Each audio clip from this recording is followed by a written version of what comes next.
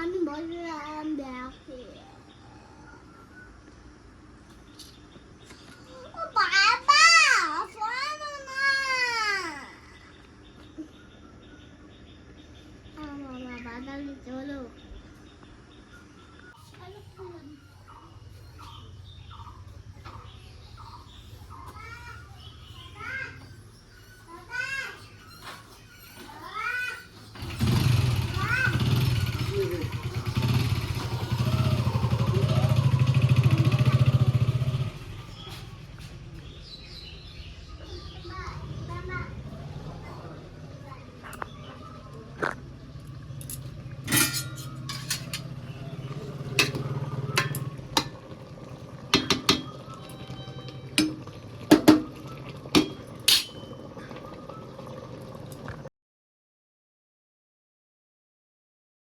একে নিয়ে আমার রান্না করতে হয়, এমন খচ্চর। তো এদিকে এই যে কাকরোল পটলটা ভাজা করি। যাও ঠাকুর দাদা যাও।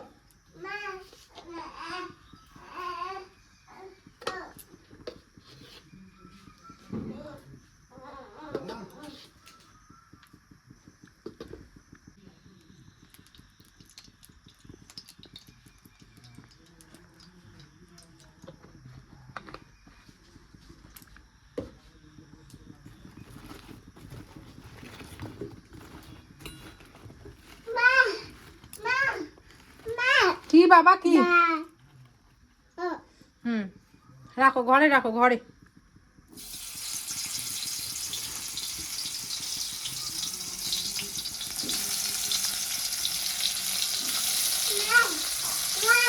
ঘরে রাখো বাবা, বিছানায় রাখো, যাও বিছানায়।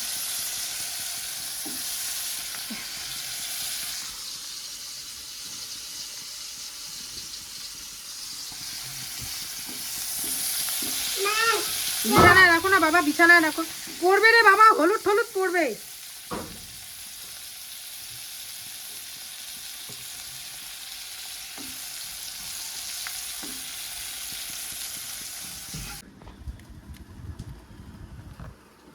সবজিটা এখানে একটু মাখাও, সবজিটা মাখাও।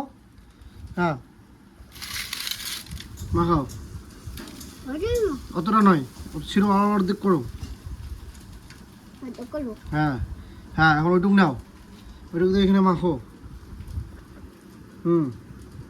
এখন খাও।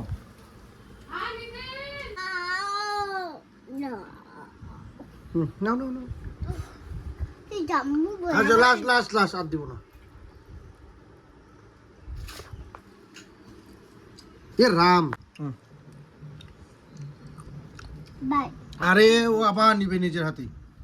মোচো মোচো, তুমি মোচো, বসো বসো মোচো, বসো এখানে। হ্যাঁ বাইরে গিয়ে ফেলা দাও, যাও।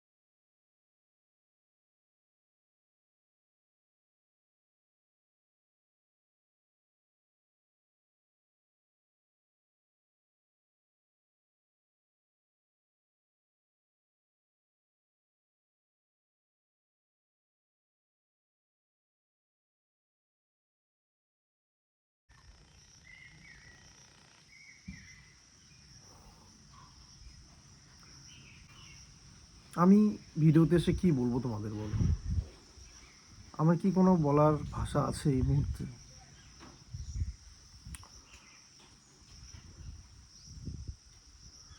কার জন্য বলবো, কেন বলবো, এটা তো আমাকে জানা দরকার ছিল।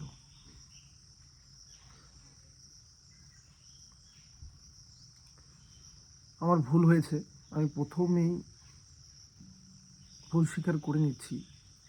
আমি জানি না, আমি এটা জানতাম না যে আজকে যদি দিদির হয়ে যদি এই কথাগুলো না বলতাম, এটারও দরকার ছিল বন্ধুরা। যদি আমি বুঝতেও পারতাম না, দিদি হয়ে যদি এই কথাগুলো না বলতাম, তবে দিদি যে আমার হয়ে এই কথাগুলো বলবে এটা আমার জানার দরকার ছিল। আমি তার বিষয়ে মাথা গরম হয়ে যাওয়ার কারণে হয়তো দু একটা কথা বলতে গিয়ে একটু বেশি বলে ফেলেছিলাম। হ্যাঁ, ওই লোকটা না বলে আমি জামাইবাবু বলতে পারতাম, কিন্তু এই জামাইবাবু ডাকটা না ও শোনার, সত্যি কথা বলতে মন থেকে আসছিল না ওই সময়। আর এই ডাক্তার হয়তো বা ওর যোগ্য না, কিন্তু তারপরে তো জামাইবাবু, কারণ বিয়েটা তো হয়েছে, সংসার তো করছে। আমি এটাও আমি জানি, মানে দিন শেষে স্বামীটা কিন্তু আমার দিদি।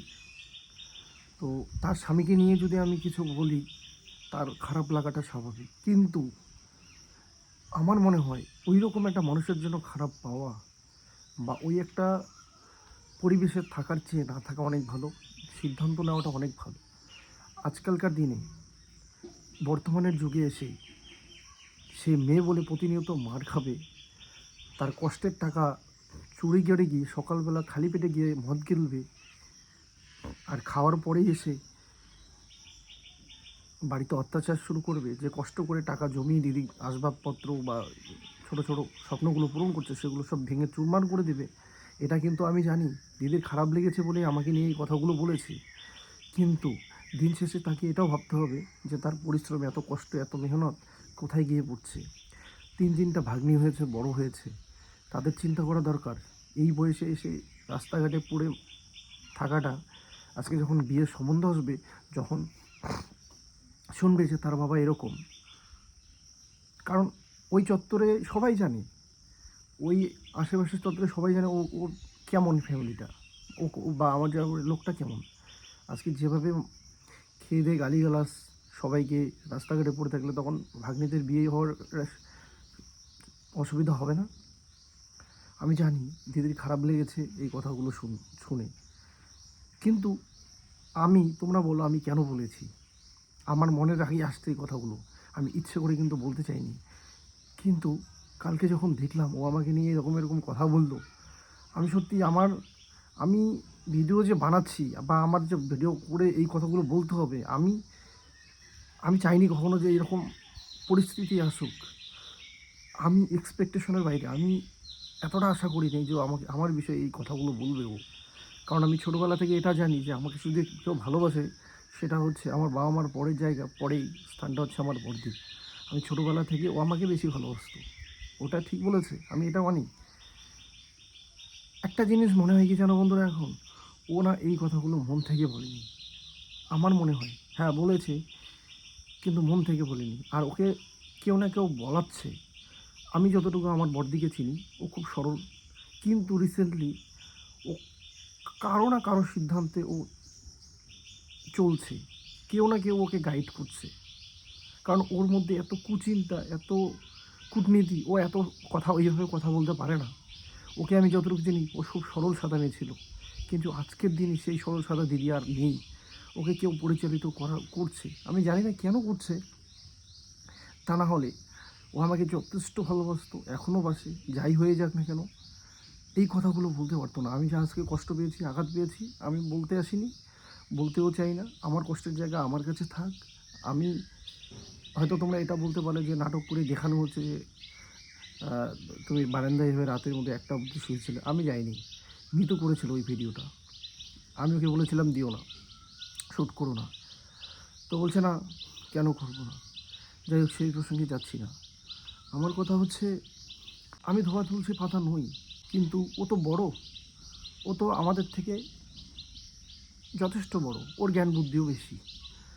আমি ভুল করলে আমাকে মাফ করে দেওয়া একটা দিদির কর্তব্য, বা একটা বড় ভাইয়ের ছোটো ভাইকে শুধরানোর দায়িত্ব বা কর্তব্য।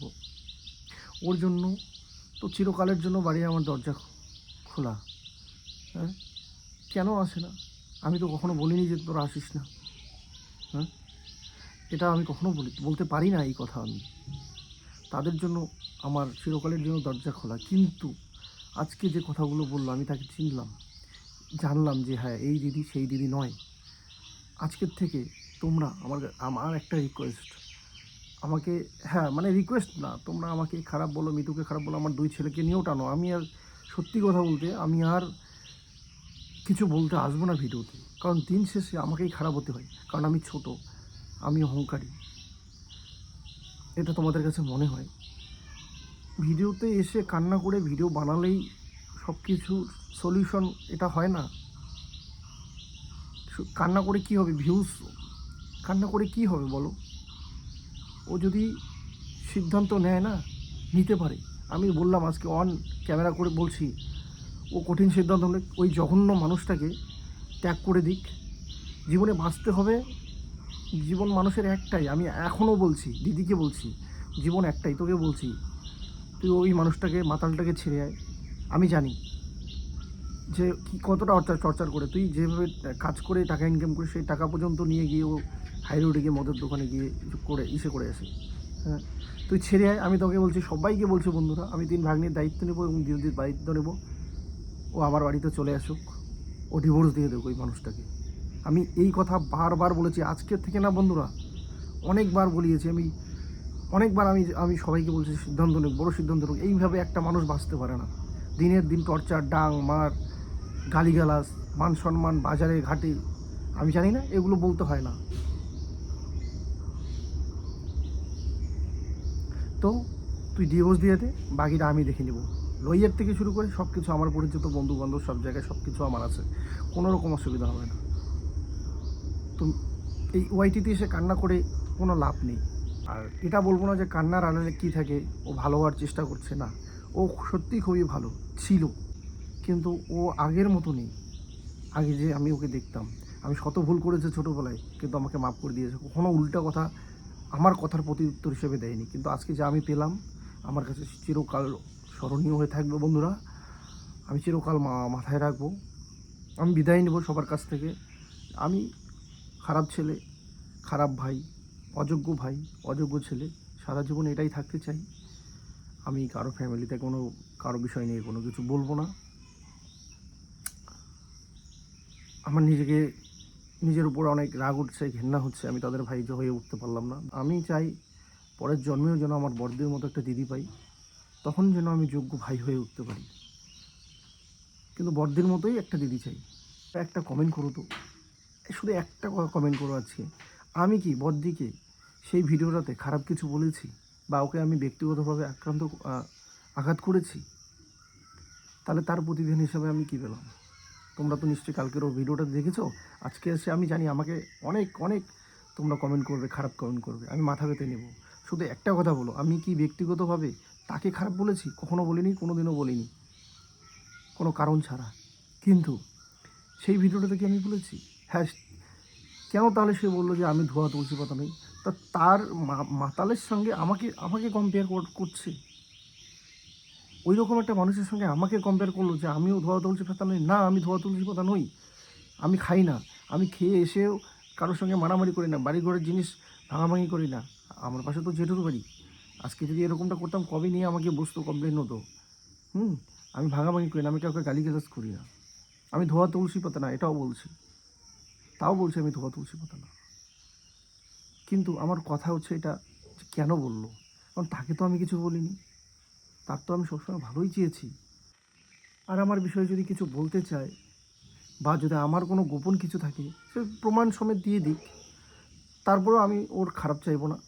যখন যেটা হবে আমি তখন সেটাই বলবো। বুঝি না এই যে সরকারি যে ঘরের ব্যাপারটা, তোমরা অনলাইনে সার্চ করে নিও পারলে, যে তোমরা জানো যে PWL বা সেকশনে যা ছিল ঘর, 60,000 টাকার একটা কিস্তি ঢুকেছে, বাকি কিন্তু আর ঢুকেনি। এটা ঢুকবে কিনা সেটা পরের কথা, কেউ জানি না আমরা। এই 60,000 টাকা কথাটা বারবার আমাদেরকে শুনতে হয়। কিন্তু তোমরা আমার ঘরে যতটুকু কাজ করেছো তোমরা দেখেছো আমার কত টাকা চলে গেছে। আর আমি কি বলেছিলাম যে বাবার জন্য অবশ্যই ঘর হবে, আর ঘর বানানোর দায়িত্ব আমার, বাবা আমার, মা আমার, তাদের দেখভাল করার দায়িত্ব আমার। ওরা আসবে, ওরা তো মেয়ে, অবশ্যই আসবে, কিন্তু ওদের আসতে আধা ঘন্টা সময় লাগবে, 20 মিনিট সময় লাগবে, কিন্তু মুহূর্তের মধ্যে আমাকে কিন্তু পাশে থাকতে হবে। আমাকে কিন্তু ইমার্জেন্সি কিছু হলে নিয়ে যেতে হবে। অবশ্যই আসবে তারা, তাদেরও অধিকার রয়েছে সুখের দিনেও থাকার, দুঃখের দিনেও থাকার। আমি হয়তো ওর উপর না, কারণ আমরা তো জানি ও কতটা কি কোন পর্যায়ে চলে যায় জানিবো, তার জন্য কিন্তু রাগের মাথায় বলেছি। আচ্ছা তোমরা একটা কথা বলো তো, আজকে যদি একটা বাবার সামনে তার মেয়েকে মদ খেয়ে এসে যদি গালিগালাজ করে এবং ডাংমার করে তার বাবার সামনে, মনে করো সেই বাবা তার মেয়ের বাড়িতে গেছে দীর্ঘদিন পর, সে গিয়ে যদি ওইরকম একটা মুহূর্ত দেখে, পরিস্থিতি দেখে, তার কি মন চাইবে? তার গায়ে হাত তুলতে বাধ্য হবে। আর সেটাই আমার বাবা করেছে। এই কথাটা যদি আমি মিথ্যা বলি তাহলে তোমরা দিদির মুখেই শুনে নিও। আমি দিদির কিন্তু কখনো কোনোদিনও খারাপ চাইনি, আজকে এটা বলতে বাধ্য হলাম। জায়বুর গায়ে হাত তুলতে বাধ্য হয়েছে। একটা শ্বশুর কখন এইরকম পর্যায়ে যায় তোমরা বলো? আজকে যার জন্য আমাকে খারাপ বললো দিদি, আমি কেন বললো, কে বলিয়ে দিল, বলালো আমি জানি না। আমি কিন্তু এটার জন্য আমি সেই দিনের ভিডিওটা বানাইনি। এই ভিডিওটা যখন আমি দেখলাম, আমি কিন্তু ভিডিও দেখার আমি সময় পাই না কারো, সত্যি কথা যেটা। বাড়িতে যতটুকু সময় থাকি 2 ছেলেকে নিয়ে থাকতে হয়। কিন্তু যখন ভিডিওটা দেখলাম, যে কথাগুলো ভিডিও শুরুতে বলেছিল, লাস্টে গিয়ে ও কান্না করে ফেলতে বাধ্য হয়েছে। কারণ কিন্তু ওই কথাগুলো ওর মন থেকে বলে নাই। তোমাদেরকে এতটুকু বলছি, ওই কথাগুলো ও বলে নাই, ওকে বলানো হয়েছে যে এই কথাগুলো বল। তা না হলে ভিডিওর শেষে কথাগুলো বলতে বলতে বেচারি কান্না করে দিল। আমি জানি না, আমার দিদিকে আমি চিনি না, বড়দিকে স্পেশালি আমি চিনি না, সে এরকমটা করতে পারে না। ওকে কেউ চালাচ্ছে, ওকে কেউ বাধ্য করাচ্ছে এসব করতে। আমি জানি কে করাচ্ছে, আমি বলতে চাই না, কাউকে টানতেও চাই না। কিন্তু আমার বড়দি অনেক সরল সাদা মনের মানুষ। এই দিদিকে আমি এইভাবে কখনো চিনতাম না। যাই হোক, সে ভালো থাক তার ফ্যামিলি নিয়ে। তবে আমার কাছে যা রাস্তা খোলা আছে, আমি তো বলে দিলাম ওকে ডিভোর্স দিয়ে দিক, দায়িত্ব আমি নেব, দায়িত্ব আমি নিয়ে নেব। হ্যাঁ, অন রেকর্ড করে বলছি। ওরকম একটা জঘন্য মানুষের সাথে থাকবে, আজকে 2 দিন পরে আবার ঠিক হয়ে যাবে, তারপরে দেখা গেল কিছুদিন পরে আবার একটা অঘটন ঘটালো, আবার ওয়াইটিতে এসে সেগুলো শেয়ার করবে, আমার এখানে আবার কমেন্ট আসবে, তানিশ তুমি কেন করলে না, কেন করলে না, কথাগুলো শুনতে হবে। আর তার পরিপ্রেক্ষিতে যখন আমি কিছু বলতে যাব, তখন দিদির খারাপ লাগবে, কারণ দিন শেষে তার স্বামী মাতাল হলেও, পাগল হলেও, অন্ধ হলেও আমি বুঝি, কিন্তু অন্ধকে মানিয়ে নেওয়া যায়, পাগলকেও মানিয়ে নেওয়া যায়, মাতালকে সহ্য করা যায় না। এই মাতালের জন্য কত সংসার ভেঙেছে তোমরা জানো। সোশ্যাল মিডিয়ার যুগ, অনেক নিউজ পাওয়া যায় এখন। এই মাতালের জন্যই ডিভোর্স হয়েছে, অনেক আলাদা হয়েছে। কিন্তু আমি চাই ও নিজের মতো করে বাঁচুক, একটু সুখে শান্তিতে থাকুক। বাঁচবো কদিন আমরা, কিন্তু যেহেতু ওর মুখে আমি কথাগুলো শুনেছি, হয়তো ওর মন থেকে আমাকে এই কথাগুলো বলেনি, কিন্তু ওর মুখে শুনেছি। আমি ওর মুখে শোনার জন্য কোনোদিনও আমি প্রস্তুত ছিলাম না বন্ধুরা। তবে যেগুলো শুনেছি আমার কানে প্রতিনিয়ত বাজছে। আমি জীবনেও ভুলতে পারবো না যে দিদি বড়দি আমাকে এই কথাগুলো বলতে পারলো। সে কে বলাক আমার, সেটা তো আমি দেখতে যাব না, কিন্তু ওর তো একটা বিবেক আছে, ও তো যথেষ্ট বড়, আমাদের সব থেকে বড় দিদিও। আমাকে খারাপ বানানোর একটু চেষ্টা করেছে, করুক, আমার কোনো যায় আসে না। তবে কার জন্য কী করলাম এখন নিজের উপর অনেক আফসোস মনে হয়, যে কেন আমি ভিডিওতে সেদিন সে জায়বুকে কেন গালাগালি দিলাম বা কেন গরম দেখালাম। এই বিষয়ে আর কিছু বলার নেই বন্ধুরা, আমার আর কিছু বলার নেই। আমি এতটা কোনোদিনও ভাবতে পারিনি ও যেমন আমাকে ভালোবাসতো আমি খুব ভালোবাসতাম, কারণ আমি জানি আমার বাবা মার পরেই ওর জায়গা ছিল। বা আর তোমরা এখন হয়তো বলতে পারো যে এত এত সময় গেল তুমি খোঁজ নিলে না, খবর নিলে না, সেটা রাস্তা তো ছিল না বন্ধুরা। আজকে তাই মশাই অসুস্থ, আমাকে তো কেউ জানায়নি, আমি জানতে পারিনি, আমি জানতে পেরেছি সোশ্যাল মিডিয়ার মাধ্যমে। তোমরা বলো সোশ্যাল মিডিয়ার, আমি তার ভাই, তার ফ্যামিলিতে কী হবে না হবে সেটা আমাকে জানতে হবে সোশ্যাল মিডিয়ার মাধ্যমে? যাই হোক, সেগুলো কোনো ব্যাপার না, সেগুলো কোনো ব্যাপার না। কিন্তু যে কথাগুলো কালকে বললো আমি মেনে নিতে পারলাম না। আমাকে ফোন করে তো বলতে পারতো, কেন বলেছিস তোর জামাইবাবুর নামে এই কথাগুলো? ও মাতাল হলেও আমার স্বামী, ওকে নিয়ে আমার সারা জীবন থাকতে হবে। এই কথাগুলো ওর মনের কথা, কিন্তু এগুলো কিন্তু যেগুলো বলছে সেগুলো ওর মনের কথা না। আমি তো বলেই দিলাম কেন বলছে, কে বলাচ্ছে। আছে অনেকেই আছে আমাদের খারাপ চায়, আমাদের এখানে যদি খারাপ কমেন্ট আসে তারা খুব খুশি হয় আর সেটাই চায়, কিন্তু বড়দি এরকমটা চায় না। যাই হোক, না আর বলবো না, কোনোদিনও বলবো না ওইটিতে সেই সব বিষয় নিয়ে। আমাদেরকে খারাপ হোক না, আমরা খারাপ হলাম তাতে কী আছে? আমি খারাপ, মিতু খারাপ, আমার দুই ছেলেও আমরা খারাপ, খারাপ হয়ে যাই, কোনো ব্যাপার না। যদি খারাপ বানানোর চেষ্টা করে আমি প্রোটেস্ট করতে আর যাব না, কারণ সেই প্রোটেস্ট করার আর কিছু নেই এখানে। কি বলবো আমি, কেন বলবো? অলরেডি তো খারাপ হয়ে গেছি, আর কিছু বাকি থাকবো না। ভালো থেকো সবাই, আমি সবার কাছ থেকে চিরকালের জন্য অবশ্যই, আর কিছু নেই আমার কাছে বলার। আমি শুধু এতটুকু বলবো, তাকে পরের জন্মেও তার মতো একটা দিদি চাই, শুধু তার মতো একটাই দিদি চাই।